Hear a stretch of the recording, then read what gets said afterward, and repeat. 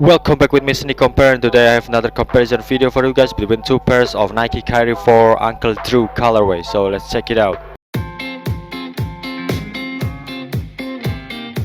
As you can see, just like the other colorways on the marking area here between the two cap and the outsole here, it doesn't connect. It should be connect like the authentic. And another sample, this one, as you can see, this one is slightly to the right. It doesn't connect also.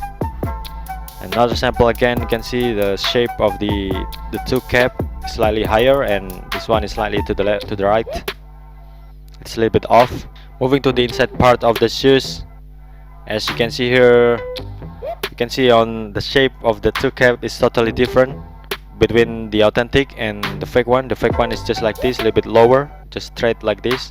And another sample, you can see still same. You can see the two cap on the fake one is slightly higher, just straight like this, whereas on the fake one it's end up like a wavy, it's a little bit curved.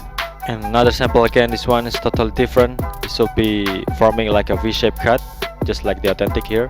Moving from above here, as you can see on the insole here, the color of the insole is totally wrong. The fake one is white, the authentic is blue with the white signature. And also the logo, Kyrie logo, is black on the fake one.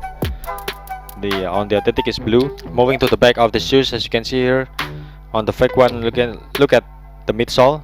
It's just less speckles and a lot more smaller.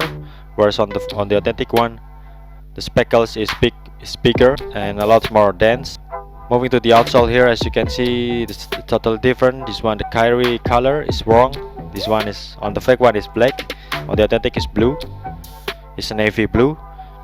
And also the number 11 color is orange on the authentic, whereas on the fake one is black. Another sample, again, you can see it's totally wrong color on the fake one compared to the authentic.